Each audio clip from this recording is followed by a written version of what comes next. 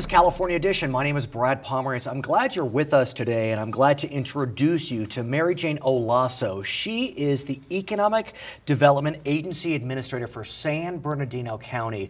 A lot going on in economic development in cities and counties throughout the state as a result of a Supreme Court decision that eliminated the existence of redevelopment agencies. But I know your agency does so much more than that. But we'll talk about that issue in a moment. First, for our viewers, give us a sense of the scope of the county of San Bernardino. San Bernardino County is home to 2 million residents. So it's a big county population-wise. I mean, absolutely. 2 million is not small. We're larger than 12 states. Right. But the interesting thing is that we are 20,000 square miles. So when I describe us to the East Coast investor, you know, we're 30 miles from downtown and then keep going all the way to the Colorado River and to the state line of Nevada. It is massive. It is the largest county geographically in the lower 48. It is. It is a huge, and a lot of wonderfully diverse cities from San Bernardino to Ontario to Blythe to Hesperia. I mean, it really is a tremendous, and it's beautiful in so many ways as well. High desert, mountains, you have Big Bear, right? We have so many natural resources right. in Big Bear, like Arrowhead, and then, of course, the resources of the transportation infrastructure right. for economic development. Minerals, solar, we can go on and on. That being said, tough times for both Riverside and San Bernardino County. We know the Inland Empire was really hard hit by the recession, by the housing crisis. Fortunately, the county has you to help it out. But why don't you give us a sense of the challenging times a few years ago and how it looks like things are getting better? They are. Right. They absolutely are. They will not get better until we start building homes again. And when you talk to the real estate community, it's probably going to be 2014, 2015 really? Before we see anything substantial on the residential side. However, the one thing we can't buy is our proximity to the ports of LA and Long Beach. And when you look at what's happening with the Fortune 500, the corporate real estate executives are working with their supply chain managers. And the supply chain is really driving site location decisions. Right. And so that proximity to the ports and the infrastructure with the freeways, the rail, and the air are what's keeping us alive, literally. And the good news is, I'm sure you attended the recent State of the Region conference in April, and they talked about job growth, and an exciting piece of news that I saw is they expect job growth to be 5 times greater this year than last. Now, it's still 5 times from a small number, but I mean, we are exactly. headed in the right direction. I mean, we saw unemployment at 15%, and you know, we're heading down hopefully below 10%. We are. In the Inland Empire. We are, and again, we are well known by the Fortune 500, and we are seeing movement in the big box area. You saw the announcement right. of Amazon.com I have into to say, San Bernardino. I mean, that is huge. 1,000 jobs. Yeah, that is huge. 2 distribution centers are opening throughout the state as part of the sales tax compromise. And how right. fortunate that San Bernardino, and it's the city of San Bernardino, Correct. which has additional challenges. Correct. You know, the downtown, but 1,000 jobs, permanent jobs. Exactly. And you know, Amazon can take advantage of our enterprise zone. We have enterprise zones. I must interrupt you, sure, if I may, go ahead. because we know, like I said, redevelopment is gone. It is. And so many counties and cities have been looking for tools to incentivize private business to develop in blighted areas and challenged areas. Many cities, counties don't have enterprise zones, which are still alive. Right. You just said your county does. We do. We have an enterprise zone that basically hugs the I-10 corridor in San Bernardino region. Got it. Also in Hesperia. The entire county, the developable portion, is a foreign trade zone. And what does that mean? Foreign trade zone is something that allows companies to avoid duty while they are receiving goods and repackaging and so forth. And it's quite effective for imports and high dollar value or high volume items. And here's another interesting economic tool that not many places have. It's called the Local Agency Military Base Recovery Areas. Lambra, yeah, Lambra, right. That's SCLA, and that's San Bernardino Airport. And they do act a little bit like redevelopment agencies, and we are prepared to help with that. I also know, and I've spoken with Supervisor Josie Gonzalez about your effective use of what's called the WIB, which is the Workforce Investment Board. Explain how the WIB has been so effective in San Bernardino County. Certainly. We are very fortunate in the fact that our business community volunteers to be the board for workforce investment. They are strategic minded, and as a result, we have the model for the United States for workforce investment. And what it is a federal program that is administered locally, and companies are able to take credits for on-the-job training. We have business services for entrepreneurs that are free. We have webinars, and so our website has all of that data and information on it. What's the website? Well, the easiest way to get to it is sbcountyadvantage.com. I got it. Okay, we'll put it on the screen, but continue. Understood, understood. But we are so successful with deploying these funds that we are actually the model for both houses of Congress. Who knew? Both parties are asking our director to testify so that they can begin to see what is truly effective at putting our people back to work. You know, there are people who are gaining retraining, finding new careers in the areas where they're actually going to find jobs. I have to ask you, Mary Jane, I would be remiss if I didn't talk about the demise of redevelopment. I know that counties didn't use redevelopment as much as cities. It really was a very effective city tool. Yes. But I do know that your county, San Bernardino County, did have some version of a redevelopment agency. Those agencies are gone.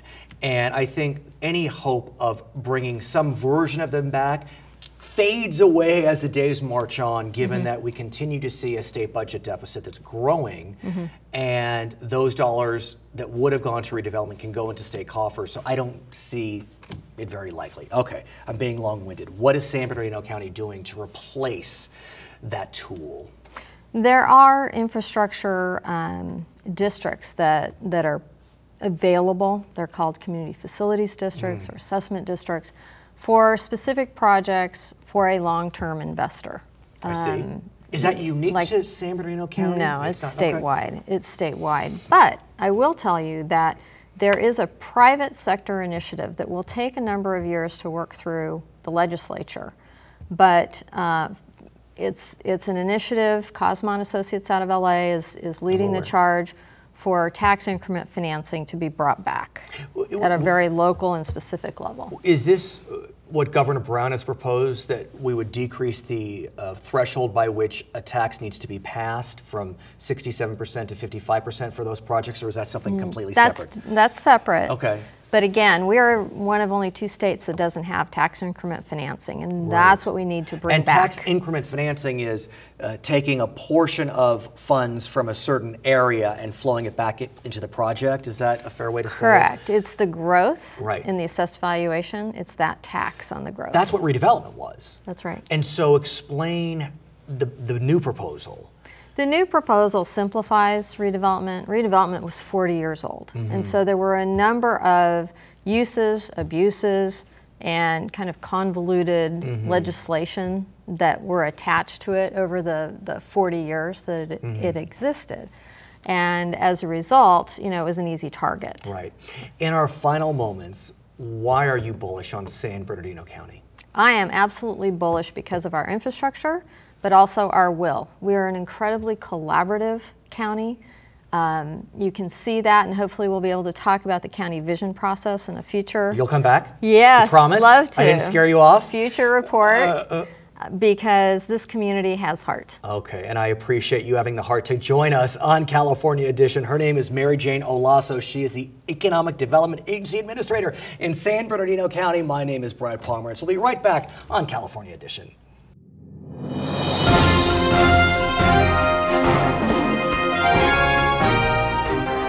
If San Bernardino County is the largest county in landmass in California, which county is the smallest?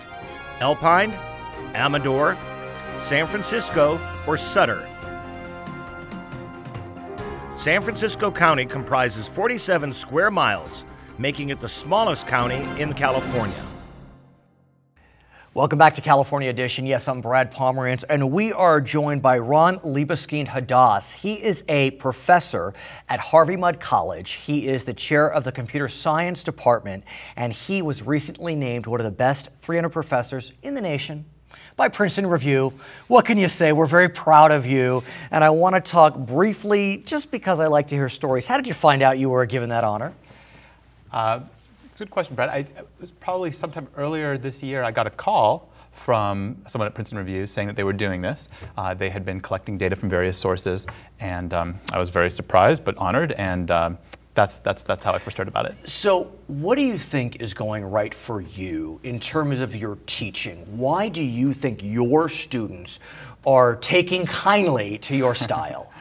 Well, that's a good question too. I think that the truth of the matter is that many folks at Harvey Mudd College and other schools, of course, as well, are very talented teachers. You're being humble. Well, and you're allowed, but you know it's time to boast. Well, look, I think I will say that I think many of us at Harvey Mudd work really hard at making our classes come to life. So we try quite hard to make the material interesting on a daily basis. So there should be none of this, believe me, this is going to be interesting and useful later. It needs to be interesting and useful now. But what's interesting, and I was speaking with some of your colleagues, I think you are doing something that's fairly unique, because we know that there are many students who enter college intending to major in a STEM field, science, technology, engineering, and math, and they get bored, they get intimidated by those introductory courses. Right. And that's what you and your colleagues are doing at Harvey Mudd, is you're focusing on the introductory courses to make them come to life. That's true. Talk to me about that. For sure. So I'm a computer scientist. Right. Every student at Harvey Mudd takes an introductory computer science course in the first semester that they're on campus. And for years, we were teaching a course. One of our best professors was teaching that course. He's a brilliant teacher, but for whatever reasons, it wasn't really capturing the imagination of the students. So students who thought they were going to be computer scientists coming in, thought they were going to be computer scientists coming out. Those who had preconceived notions that computer science was not for them, decided reaffirmed that. Confirmed. Exactly. Yeah. So what we did about 7 years ago is we decided to completely re-engineer that course. Perfect verb, by the way. Re-engineer, what can I say? That's right, for an engineering Exactly. college. So we re-engineered the course, and in particular, what we decided was that we needed to make the course come to life by making compelling applications evident from the very beginning. And so things like this, things like, you're not writing programs because we told you to write these programs. We're writing programs because you want to show them to your parents and your friends. So they're writing applications that run on the web, and they can show them off. They're writing programs that control robots and do interesting tasks. Right. They're writing programs that play two-player games of strategy. And so the students are eating it up. And to be honest with you, I think it's a combination of making the material compelling and presenting it enthusiastically. That's the secret, I think. I also understand that you are focusing on young women. As I mentioned to you, I have two daughters, they're 10 and 8, and it's hard to get a sense as to where they are in terms of the STEM fields, but I already sense from my oldest that the presence of boys is a challenge. Now, I know Harvey Mudd is a co-ed institution, but you are working towards bringing in women to make sure that if they're interested in STEM, they stay interested in STEM. That's true. So let me back up for a moment. We're Please. really trying to make sure that every student who's interested in STEM gets the best possible exposure. Of course. Right? But you're absolutely right that there's a particular challenge with young women, and in particular in computer science and in some engineering fields. The biosciences turn out to be doing pretty well. Good. Math is doing reasonably well. Computer science and some engineering fields are really having a hard time. Why? It's a really good question too. It's not completely understood, but as you pointed out, there are seemingly some subtle social effects going on quite early, and so many young women, by the time they're in high school, they've already decided this is definitely not for me. You know what's interesting? You know, it's now cool to be a nerd. It's cool to be a geek. Yeah. But the more I think about it, I think that coolness factor only sticks to boys. I don't know. Maybe I'm wrong. I feel like, you know, I don't know if it's as cool to be a nerd or a geek as a girl, as a woman. Yeah, that's probably true. Right. And I think in this culture, for many reasons, boys start using computers early, and there's a certain stereotype associated, as you said, like the geek nerd thing, which many girls don't react to. Why wasn't it cool when we were younger to be geeks or nerds? I mean, don't know. on, that is not fair. We missed that. At Harvey Mudd, we have a tremendous amount of geek and nerd Exactly. pride. We Good wear it proudly. grief. But look, I think the thing here is that for whatever reasons, combination of boys starting early, these sociological effects, by the time girls enter college, very, very few of them want to be computer scientists. So one of the things that we've tried to do in this course is we've tried to present computer science to them as not Dilbert in a cubicle, but rather a highly social, highly creative endeavor that is intellectually engaging and has real and tangible contributions to society. That's quite important for young women. And I want to talk about society generally, because you are also focused on really explaining to America, explaining to the world, well, America specifically, that STEM's important. Yeah. STEM is very important for the vibrancy, for the future of our nation. That's right. Explain. Yeah, so STEM is important both economically on a broad scale. I mean, one of the sweet points in our economy at the moment, one of the few, are the STEM fields. So for example, in the computer science area where I work, software engineers are getting extremely well paid. They're not only well paid, they're getting multiple job offers, they're getting signing bonuses. So it's good for the nation, but it's also good for the individual. It's good for the individual, that's right. And what about physical health? It's interesting, you have convinced me that the STEM fields really benefit our personal physical health. Right. So I think there are some really important challenges ahead of us. We have an aging population. To take the right care of our parents, we're going to need to offer better technological support. Moreover, there's a lot of safety issues. So for example, it's well known that if cars were autonomous, which can scare some people, or semi-autonomous. I just read, though, that the California State Senate passed a law which is making them legal whenever they're ready to be legal. That's right. Or operational. That's right. The only caveat is the cars have to have a passenger inside, even if that person's not driving, which is good. It's funny. My daughter, who I mentioned, the 10-year-old, she said I would never drive in a car like that. So maybe that's, you know, the fear of STEM coming to life. Well, a colleague of mine, a fairly well-known roboticist by the name of Sebastian Thrun, tells a story that when he was a young boy growing up in Germany, his best friend died in an automobile accident. And now understanding what happened in that accident, it's quite clear that had the vehicles been autonomous, that never would have happened. So he's made his mission in life to design autonomous vehicles. So these vehicles, literally, you just punch in, I want to go to Harvey Mudd College, and it will drive me there? It'll take you there. I'm like stunned into silence. Yeah, it's I mean, amazing. I guess there are autopilots on planes. Yeah. Why shouldn't there be autopilots in cars? I guess the reason why it's so stunning to me is that in a plane, there's not a lot of traffic around you, you know, not many things to avoid. But in an automobile... It's a monumental technical challenge, but... Are we close? We're very close. Really? We're very close. So a few years ago, there was a famous challenge where these autonomous vehicles were asked to navigate on their own from just north of here to Las Vegas. And right now we're in Riverside, by the way. So in that first year, very few cars made it more than a few miles. A lot of them didn't make it. They got confused? They got confused. They got off the road. They couldn't stay on course. Right. I asked my colleague Sebastian Thrun shortly after that competition, how long will it be before they actually do make it to Las Vegas? And you know his answer was next year, and he was right. Really? So it's happening today? It's happening today. Now, those are navigating on the highway, not on the highway, but in the desert. But a lot of those challenges are being knocked off one after the other because of the ingenuity of American engineers, computer scientists, scientists in general. The number of places where we can make an impact on human safety, it goes beyond this. There's teleoperated robotics surgery. So someone in a remote country, or for that matter, even in a remote part of this country, who doesn't have access to the best hospitals. I just did a panel on telemedicine. I mean, it's critical. In our final moments, Professor, could you give us a sense, if you were talking to the parents of a kid who's somewhat interested in STEM, what would you tell them? A younger child. Yeah, what I would tell them is that these endeavors are not only good jobs, and of course parents are concerned about the financial well-being, but they're also incredibly intellectually compelling, and they're wonderful things to do in life because you can both make a real impact on society, you can take care of your family. These jobs often have flexible hours, they're great for raising families. There's so many wonderful features of these jobs. I have to congratulate you for being named one of the best 300 professors in the nation by Princeton Review. His name is Ron Libeskind-Hadas. I'm Brad Pomerance. Thank you so much for watching California Edition. The United States government has recognized how many American Indian and Alaska Natives tribes? 284, 362, 495, or 565.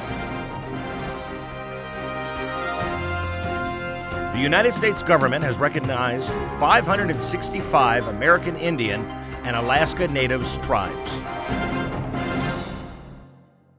Welcome back to California Edition. I'm Brad Pomerance. I'm glad you're with us to meet someone who is doing such important work for people that are so important in so many ways to our nation and its history.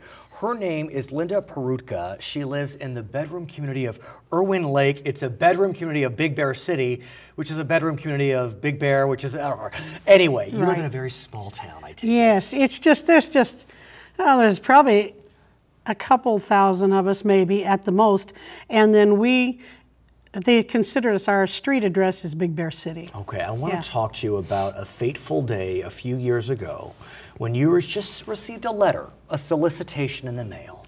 Tell me about that. Yeah, that was a letter from Harvey Arlen. I think that's his name. He's an author. And he sent it to, I guess, all these people, said that the Porcupine Clinic in Porcupine, South Dakota on the Pine Ridge Reservation was in danger of closing due to lack of funds for fuel to keep the place warm. And let's talk about this reservation. The people who live in Pine Ridge are part of the Sioux tribe. Yes. The Oglala Sioux. Oglala, or however it's pronounced, Sioux, yes. And give us a sense of the people on that reservation. Well, the conditions are just horrible for some of them. I mean, they're not for all of them, but the unemployment is 83 to 85% in good weather. They have black mold in 60% of the houses. There's a large percent that they say should be just, razed to the ground. And you learned all this because in response to that letter, you sent a small donation. Yeah. It wasn't a lot of money. No, but 15 bucks, I think. But what happened? That was in like December. And then in July of the next year, I hadn't heard anything. This gal, she became the new volunteer coordinator. So she sends out a thank you letter. It was a page and a half, to the house, saying that these were the conditions, that they had people dying every year, infants and older people from hypothermia, and they get a little stipend every month once a year for their propane, and it doesn't even last through the winter. And she's going on and on about all this stuff, and I'm as arrogant as the next guy. Okay. And I said, hey, I can help, because I was working at a thrift store. And we didn't have place to put all the winter clothes we get donated. They always donate in the wrong season, So we had all these things. So I started collecting some of them, and then I realized, how am I going to get all these to South Dakota? So I ended up driving the first smaller truck. I think you're being a bit humble. That just snowballed. I mean, if we can use that metaphor, talking about South Dakota. So what has happened over the last, is it a year or so? How long have you been working with this? About 5 years now. Okay, so talk to us about how, a single trip in a smallish truck has turned into a project really of the entire community. The entire community. I get donations from people. Got up Sunday morning, whipped open the curtain, and there are 3 black bags and 2 boxes in front of my garage. And I go, uh-oh. Uh-oh, right. People know where I live, they're bringing stuff. Right. And I really can't handle it yet, but I got it. It at first was pretty simple. I figured I needed $1,200 for the truck and the gas. Gas has gone up so much, and of course now I'm getting the biggest truck U-Haul has. And I filled it, 26-foot bed. And we had it full, drove it all the way there. And there are people coming to the place in the evening on Friday looking for stuff already. The word is out once I hit that place. I want you to talk us through what it's like when you get to that reservation. Really paint a picture in our minds as you're driving up. I mean, look, you're coming from beautiful Big Bear, a well-heeled community, and you're driving to Indian country, which sadly, these aren't casino reservations. No. First, you go through White Clay, Nebraska. Okay. This is where they sell 4,200,000 cans of beer a year, mainly to the Sioux. Right across the border's here, the reservation's here, White Clay's here. It is a dump, and I mean a dump. There's 4 liquor stores. They say that's 12,000 so many cans a day. It's just phenomenal. And sadly, we know that alcoholism is rampant on many Native American reservations. 8 to 10 people, 8 out of 10 families are affected by alcoholism on that reservation. So you drive in, you get through White Clay. You go into the reservation, then I go down and around and go up to Kyle, where I go. And on the way into Kyle, you see all the mobiles with the boarded up windows sometimes, and what do you call it? Tires on the roof, keeping the roof down or the tarp down that's covering the holes. One of the ladies that I deal with, the last time I was in her house, she had a taped up toilet so the grandkids wouldn't use it. They couldn't use it in the winter, it froze up. She had circa 1970s linoleum. She had a hole in the ceiling that the tornado took out some of the windows in the door, and that was just... When you arrive... And she works. Right. Oh, when you arrive with a truck full yes. of clothes and other items, I can't imagine the depth of emotion, both for you, but more importantly, for the inhabitants of the reservation. You know, yeah, I imagine there's more that I don't see, you know, because I get there Friday, and we start unloading. I let most of the young kids do that. I said, I got it this far. You guys can unload. Okay. And we have this per capita building, cap building they call it, like this. It's sort of like a small gymnasium. And we start piling up all the stuff in the middle, all the bags and boxes and everything. And you will see on some of the pictures that I gave you, they're there. And from that, we start divvying it up, and I put signs on the walls, men's, children's, electronics, because they can use VCRs. Because if they can get a TV, it doesn't matter if you don't have television reception, you can use that. Why are you doing this? I don't know. That's a very fair answer. That's a very fair answer. Well, you know, living all my life, I always knew I was just a smidgen Cherokee. And it's sort of a payback, I guess. It's sort of penance for any bad things I've done up to this time in my life, or still doing maybe. But and what does it mean to you when you look in the eyes? I mean, I recently, with my daughters, went down to downtown Los Angeles, and we were handing out socks. I mean, the look on their eyes just for socks. It was on Skid Row. I mean. See, I'm not there to see that part, because they can't, I told people when they were coming to the door, don't come until Monday, because it's going to take them that long to divide this stuff up. But you must see some of the people who live on the reservation. See, oh yeah, I see them come, and we have to tell them, no, you can't come, because I had a gal this last time in November ask me, do you have furniture? And I said, very little. Right. Sometimes I have more, sometimes I have more beds. But do they know that you're their angel? Do they realize that you're the person? I think so, because you know, they see the truck come in, and that truck, you know, I park right there at the cap building. Right. How often are you doing this? Once a year, because I've got so many other things that I do. Right. I run my own food bank. And you are the president of the Sunset Lions Club. Yes. You are the president of the All-Nation Circle of Bear Valley. You give scholarships. I mean, you are one busy lady. I'm busy, and boy, when November comes, I've got a little bit of free time. Is there anything our viewers can do if they want to assist you in assisting the Pine Ridge Reservation? Yes. We're hurting buckaroos this year. We have, as of Tuesday, somebody came up to me at Farmers Market and gave me a $100 check. Do you have a website? Do you have an address? I can put it on the screen if you like. You can put our mailing address on the screen. We'll do that. Yes, and you can certainly do that. And I would love, you can put my phone number on there. Donations as well? Yes. If anybody has clothing and everything, I'd like not to see it until I get the pod. Fair enough. Which is November?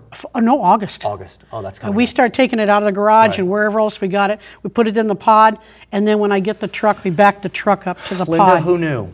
Who knew that you would turn into such a remarkable angel for these people on the Pine Ridge Reservation? Thank you for finding me. Well, thank you. You've inspired me. Yes. Absolutely. Thanks for having me. Her name is Linda say your last name? Peroutka. Peroutka. I'm Brad Pomerance. Thank you so much for watching Charter California Edition.